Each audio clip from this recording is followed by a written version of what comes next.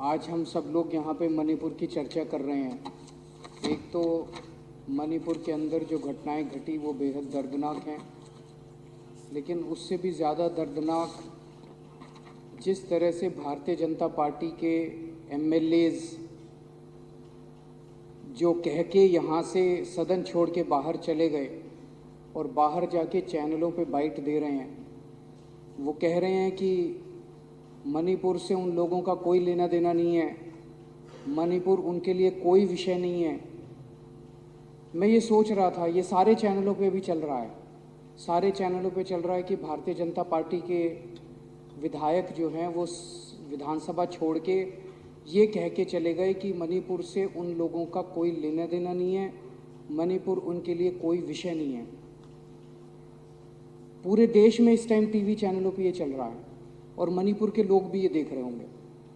और जब मणिपुर के लोग ये देख रहे होंगे कि दिल्ली के अंदर बैठे हुए विधायक, दिल्ली के विधायक, भारतीय जनता पार्टी के विधायक साफ साफ ये कह रहे हैं कि मणिपुर से उनको कोई लेना देना नहीं है, उनके दिल पे क्या गुजर रही होगी। अध्यक्ष महोदय, ये केवल भारतीय जनता पार्टी के कुछ विधायक नहीं कह रहे, ऊपर से नीचे तक पूरी की पूरी इनकी सारी सरकारें और उनके सबसे बड़े नेता प्रधानमंत्री श्री नरेंद्र मोदी जी का संदेश है कि मणिपुर से उनका कोई लेना देना नहीं।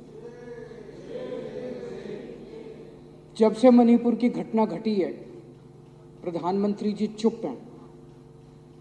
मणिपुर के अंदर 6500 एफआईआर हो गई 190 दिन के अंदर। 3 मई से लेकर 31 जुलाई के बीच में 6500 एफआईआर हो गई। प्रधानमंत्री जी चुप रहे। मणिपुर में 4000 लोगों के घर जला दिए गए, प्रधानमंत्री जी चुप रहे। 60,000 लोग बेघर हो गए, प्रधानमंत्री जी चुप रहे। 150 से ज्यादा लोगों की मौत हो गई, प्रधानमंत्री जी चुप रहे। 350 धार्मिक स्थल जला दिए गए,